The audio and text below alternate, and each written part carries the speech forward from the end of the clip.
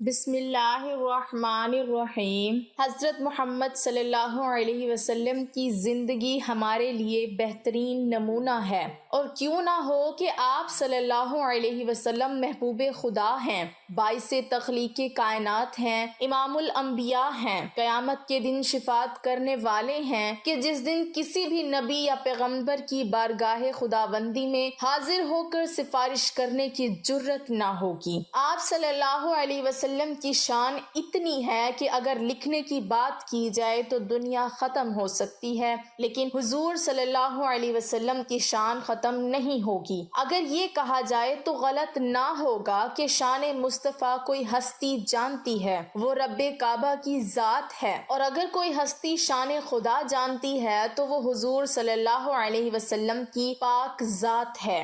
اور آج کی ویڈیو حضور صلی اللہ علیہ وسلم کی زندگی کا وہ واقعہ ہے ہمارے لیے مشعل راہ ہے، اور یہ واقعہ حضور علیہ السلام کی شیطان کے ساتھ ہونے والی ملاقات اور اس سے ہونے والے سوالات کے بارے میں ہے۔ اس سے پہلے کہ ہم آپ کو اس ہونے والی ملاقات کے احوال سے آگاہ کریں، یہ بتانا بھی ضروری ہے کہ جب رب کعبہ نے حضرت آدم علیہ السلام کی تخلیق فرمائی، فرشتوں اور شیطان کو آدم علیہ السلام کے حضور سجدہ تعظیمی کرنے کو کہا تو یہ انکاری ہوا کہ اللہ تعالیٰ نے اس لعین کو لعنت کے طوق کے ساتھ جنت سے نکال پھینکا۔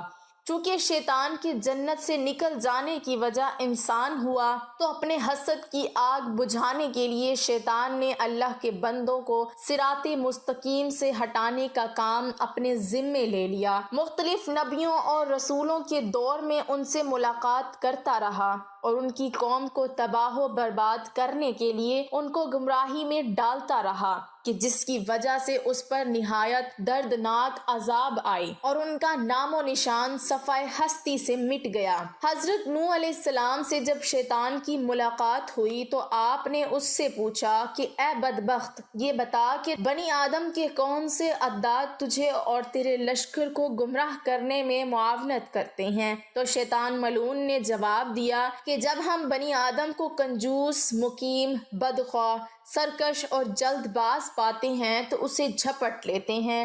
جب کسی انسان میں یہ تمام عادات جمع ہوتی ہیں تو ہم اس کا نام شیطان یعنی سرکش رکھتے ہیں۔ جب حضرت موسیٰ علیہ السلام سے شیطان کی ملاقات ہوئی تو شیطان نے آپ علیہ السلام سے کہا، اے موسیٰ، اللہ تعالیٰ نے آپ کو اپنی رسالت کے لیے مبعوث فرمایا ہے اور آپ سے ہم کلام ہوا ہے، میں بھی خدا کی مخلوق میں شامل ہوں اور مجھ سے ایک گناہ سرزد ہوا ہے، اب میں توبہ کرنا چاہتا ہوں۔ آپ میرے پروردگار کے پاس سفارش کریں کہ میری توبہ قبول کرے۔ حضرت موسیٰ علیہ السلام نے اللہ تعالیٰ سے دعا کی، حکم ہوا کہ اے موسیٰ، ہم تیری حاجت بھر لائے۔ پھر حضرت موسیٰ علیہ السلام شیطان سے ملے اور کہا کہ مجھے ارشاد ہوا ہے کہ تو آدم علیہ السلام کی قبر کو سجدہ کرے تو تیری توبہ قبول ہوگی۔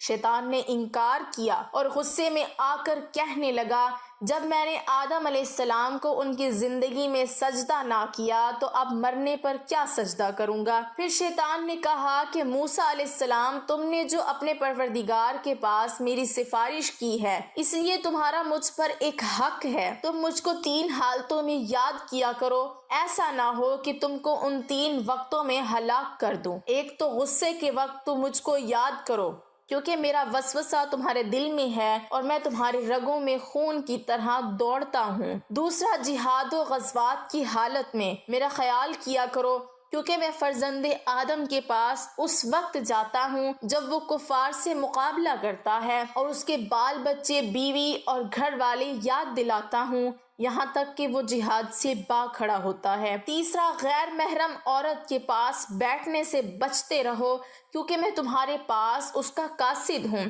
اور اس کے پاس تمہارا پیغمبر ہوں۔ حضرت ابن عباس رضی اللہ تعالی عنہ فرماتے ہیں کہ ایک دن حضور نبی اکرم صلی اللہ علیہ وسلم مسجد سے باہر نکلے تو تو وہاں شیطان ملعون کھڑا تھا۔ آپ علیہ الصلوۃ والسلام نے فرمایا کہ اے کم بخت، کیا چیز تجھے مسجد کے قریب لائی ہے؟ تو اس نے کہا کہ حضور، مجھے اللہ تعالیٰ نے آپ کی خدمت میں حاضر ہونے کا حکم دیا ہے۔ آپ علیہ الصلوۃ والسلام نے فرمایا، اللہ تعالیٰ نے تجھے میرے ہاتھوں بھیجا ہے۔ شیطان نے عرض کیا تاکہ آپ مجھ سے حسب منشا کچھ پوچھیں۔ حضرت ابن عباس رضی اللہ تعالیٰ عنہ فرماتے ہیں کہ پہلے آپ صلی اللہ علیہ وسلم نے اس سے نماز کے متعلق پوچھا کہ اے ملعون، میری امت کو نماز باجماعت سے کیوں روکتا ہے؟ عرض کیا کہ حضور، جس وقت آپ کا کوئی امتی نماز باجماعت کے لیے گھر سے نکلتا ہے تو مجھے گھیر لیتا ہے، جب تک وہ واپس نہیں ہوتا میں اسی مرض میں مبتلا رہتا ہوں۔ پھر آپ علیہ الصلوۃ والسلام نے پوچھا کہ تو ان کو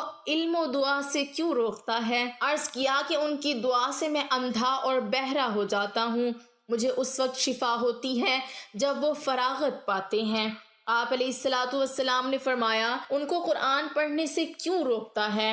عرض کیا کہ رات سے میں گلے کی طرح آگ میں پگھلتا رہتا ہوں۔ پھر آپ نے فرمایا، ان کو جہاد سے کیوں روکتا ہے جبکہ وہ جہاد کے لیے نکلنے کا ارادہ کرتے ہیں؟ عرض کیا، جب وہ جہاد کے لیے نکلتے ہیں تو اس وقت میرے قدموں میں زنجیر ڈالے جاتے ہیں یہاں تک کہ وہ واپس نہ لوٹے۔ اسی طرح جب وہ حج کو جاتے ہیں، ان کی واپسی تک میرے گلے میں توق اور پاؤں میں زنجیر ڈالے جاتے ہیں۔ اسی طرح جب وہ صدقہ کا ارادہ کرتے ہیں تو میرے سر پر کلہاڑے چلتے ہیں جو مجھے ایسے کاٹتے ہیں جیسے لکڑیوں کو کاٹا جاتا ہے۔ اللہ تعالیٰ سے دعا کرتے ہیں کہ اپنے پیارے نبی حضور صلی اللہ علیہ وسلم کے صدقے وسیلہ جلیلہ سے ہمیں دین اسلام پر چلنے کی توفیق عطا فرمائے، شیطان کے شر سے بچنے کی توفیق عطا فرمائے، ہمارا خاتمہ بالایمان فرمائے اور جنت الفردوس میں اعلیٰ مقام عطا فرمائے۔ آمین ثم آمین۔